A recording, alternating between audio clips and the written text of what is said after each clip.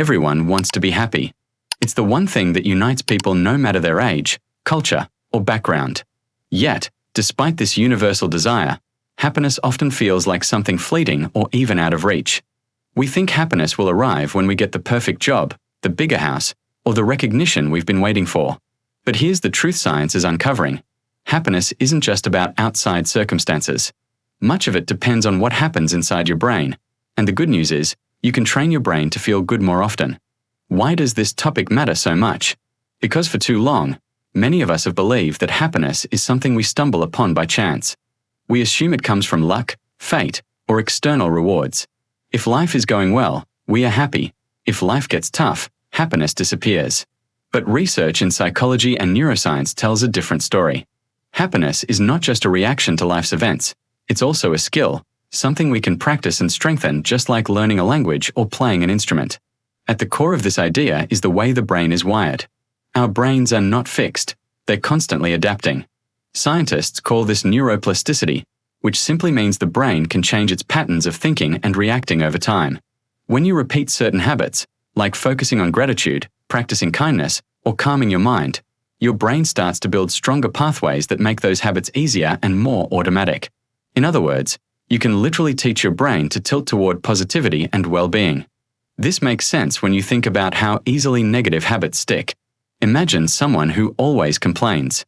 At first, it might be a conscious choice, but over time, the brain gets so used to complaining that it becomes the default. The same is true in the opposite direction. If you repeatedly look for moments of joy or focus on things you appreciate, your brain will begin to find them more naturally. It's like strengthening a muscle. The more you use it, the stronger it gets. One of the simplest scientific explanations of happiness comes from brain chemistry. When we feel happy, certain chemicals are released: dopamine, serotonin, endorphins, and oxytocin. These are sometimes called the feel-good chemicals, and each plays a role in boosting mood. Dopamine is linked with motivation and reward. Serotonin helps with feelings of calm and satisfaction. Endorphins reduce pain and increase pleasure, and oxytocin builds connection and trust. The beautiful part is that you don't need to wait for something extraordinary to trigger these chemicals. Everyday activities, like going for a walk, sharing a laugh, hugging someone you care about, or even listening to music, can activate them. Let's put this into a relatable example. Imagine two people waking up on a Monday morning. One rolls out of bed, sighs, and mutters, "Here we go again, another stressful week." The other takes a moment to stretch, breathe deeply, and think of one small thing to look forward to, maybe their favorite cup of coffee or seeing a colleague they enjoy. Both people face the same Monday, but their brains are primed in completely different ways.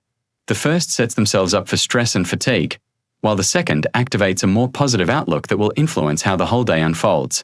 This shows that while we can't always control what happens to us, we can influence how our brains approach the day, and that choice makes all the difference. This doesn't mean happiness is about pretending problems don't exist. Life brings challenges, and no one can avoid them completely. But science shows that people who cultivate positive habits and train their brains toward happiness bounce back faster from setbacks. They recover more quickly from stress, maintain healthier relationships, and even enjoy better physical health. Happiness, it turns out, isn't just about feeling good in the moment. It's about building resilience for the long run. That's why this conversation matters, especially for older adults and seniors.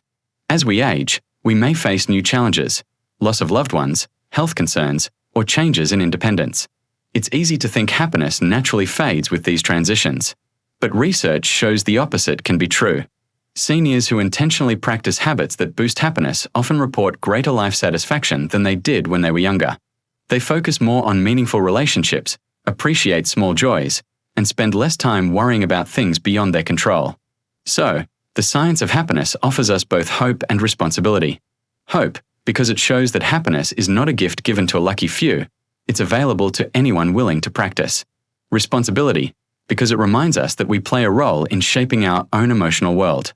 The brain is constantly learning, and every thought, every focus, every choice is part of that learning. In the next section, we'll look at the first powerful way you can start training your brain to feel good. It's not complicated or out of reach. In fact, it's something you can begin today, no matter your age or circumstances. Because happiness is not only possible, it's something you can practice and grow, one step at a time. The first powerful step in training your brain for happiness is practicing gratitude. Gratitude may sound simple, but science shows it has an extraordinary effect on how the brain functions. When you focus on what you appreciate rather than what you lack, you actually rewire your brain's pathways, making it easier to notice positive experiences and harder for negativity to dominate. Gratitude works like a lens. Imagine looking through a camera. If the lens is smudged with worry, regret, or frustration, everything you see feels heavy and grey. But when you adjust the lens to gratitude, the same world looks clearer, brighter, and more meaningful. The external events may not change, but the way your brain interprets them shifts dramatically. Researchers have found that people who regularly practice gratitude, whether through journaling, reflection, or simply pausing to say thank you, experience higher levels of happiness, stronger immune systems, and even better sleep. Gratitude activates areas of the brain associated with dopamine and serotonin, the very chemicals linked with motivation, joy, and calm. In other words, when you focus on gratitude, you're giving your brain a natural dose of feel-good chemistry. This isn't just theory. Think about a moment in your own life when you felt truly grateful. Maybe someone helped you when you were struggling, or maybe you simply enjoyed a sunset that painted the sky in colors too beautiful to ignore. In those moments, you probably noticed a sense of lightness, almost like your chest loosened and your mind cleared.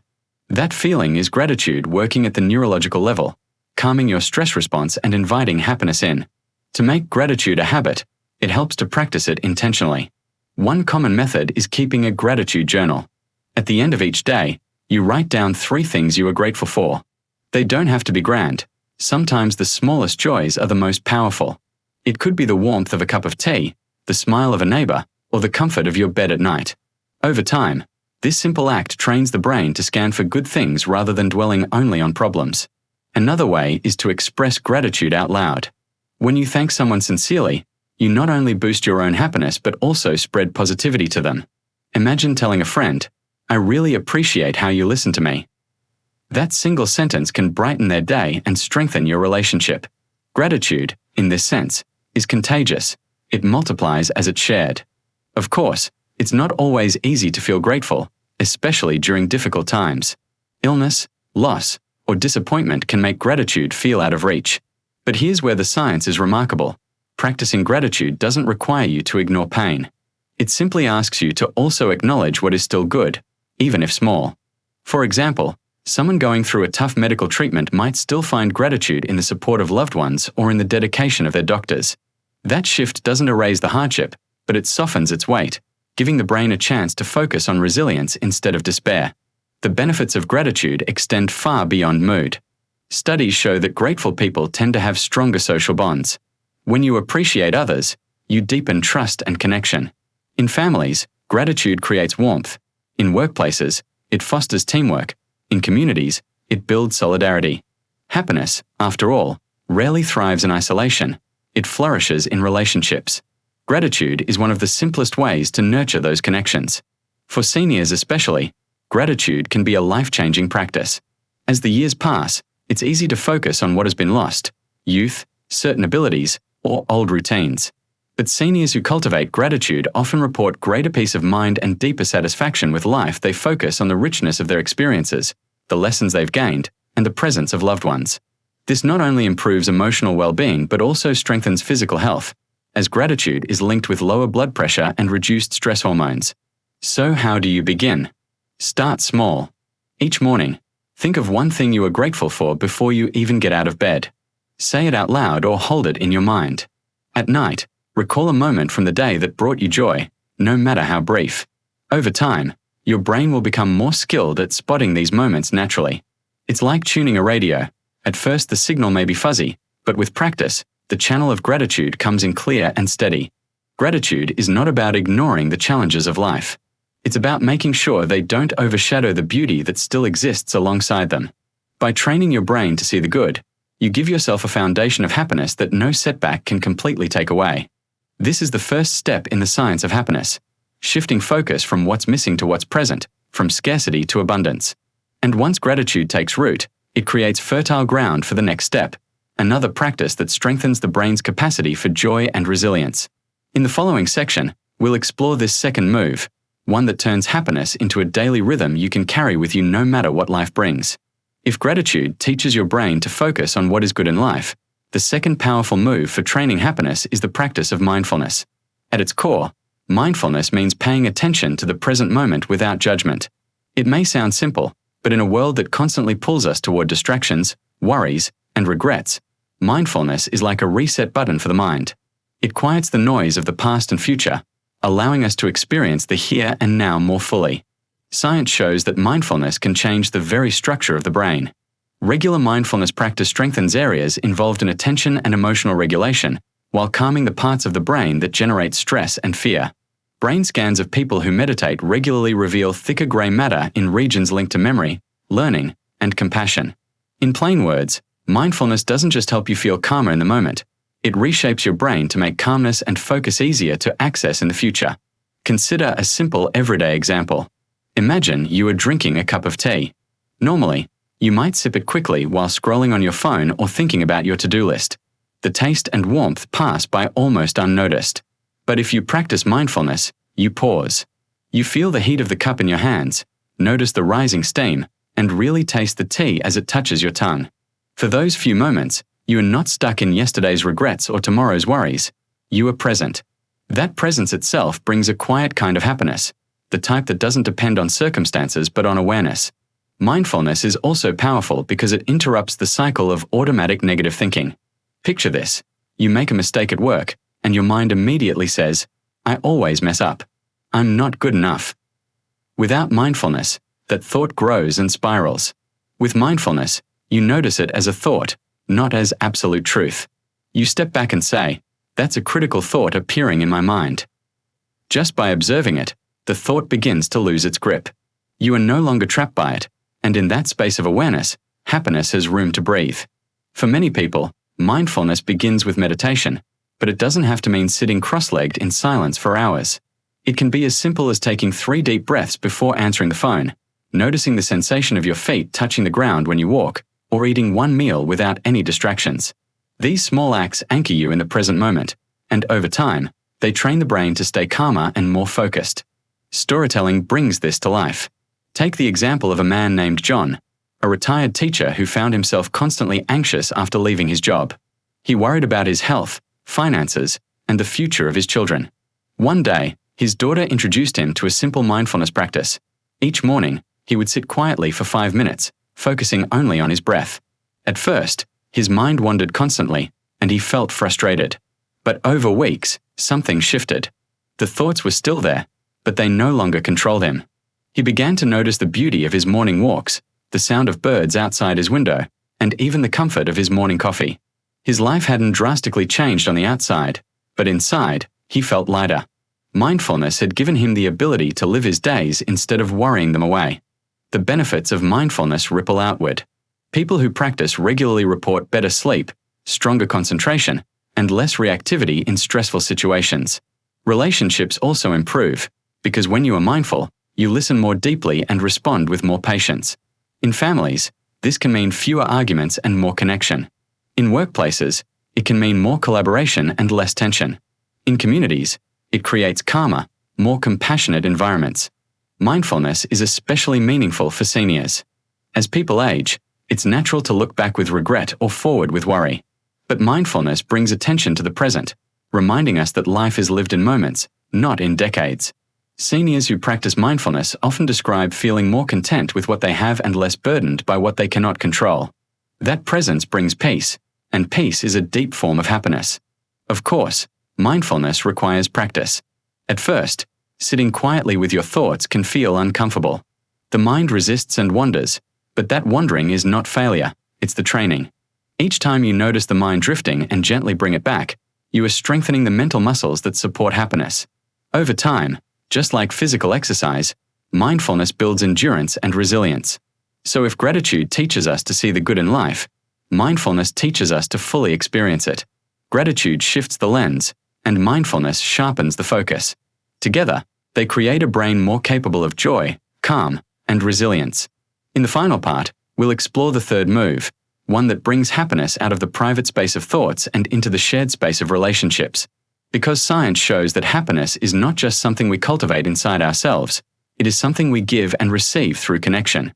That final step turns personal happiness into a legacy of hope, strength, and independence.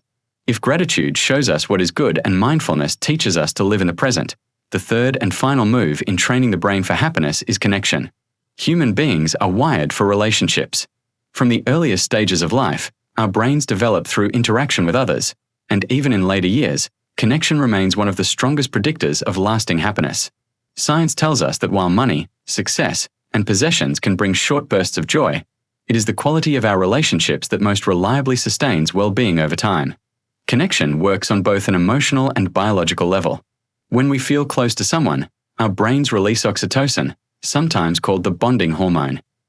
Oxytocin lowers stress, boosts trust, and creates feelings of safety. Loneliness, by contrast, has the opposite effect.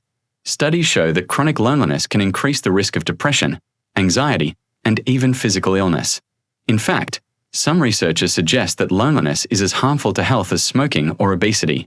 This highlights just how vital connection is, not as a luxury, but as a necessity for happiness and health. Connection doesn't have to mean being surrounded by dozens of people. What matters most is the depth, not the number, of relationships. A warm conversation with a friend, sharing laughter with family, or simply greeting a neighbor can provide the kind of emotional nourishment that strengthens happiness. Think of connection like water for a plant. Without it, even the strongest roots eventually wither. With it, growth continues, no matter the weather. Let's bring this into a daily life story. Imagine an older woman named Maria who spends much of her time alone after retirement. At first, she fills her days with television and chores, but she notices a growing heaviness in her mood. Then she decides to join a local community group that meets once a week for walks in the park. At first, she feels hesitant, but slowly, friendships begin to form. They share stories, encourage one another, and even laugh about the aches and pains of aging. Over time, Maria realizes she looks forward to these gatherings more than anything else. The walks didn't just give her exercise, they gave her connection. And with that connection came a renewed sense of purpose and joy. The beauty of connection is that it's available in countless forms. It may come from family, from friends, from faith communities, or even from volunteering and helping strangers. Helping others is particularly powerful. Studies show that acts of kindness, whether large or small, activate the brain's reward system, releasing dopamine and making us feel happier. This creates a positive loop. When we give, we feel good, and when we feel good, we are more likely to give again. Connection also offers resilience during difficult times. Life inevitably brings challenges, but people with strong social bonds are better able to cope. They have someone to lean on, someone to remind them they are not alone, someone to help them see beyond the immediate struggle. This support not only reduces stress but also boosts physical healing. Hospitals often find that patients with supportive families recover faster than those who face illness in isolation. For seniors, the role of connection cannot be overstated. Later in life, when roles and routines change, it's easy to feel cut off. But those who nurture relationships, whether through family gatherings, community centers, or even digital tools like video calls, tend to live not only happier but also longer lives. Connection fuels independence, because knowing you are supported gives you the confidence to continue exploring, learning, and enjoying life. Bringing all three practices together, gratitude, mindfulness, and connection, we see how the science of happiness becomes a roadmap. Gratitude shifts our perspective toward the good. Mindfulness grounds us in the present. Connection expands our happiness beyond ourselves and ensures it multiplies in the lives of others.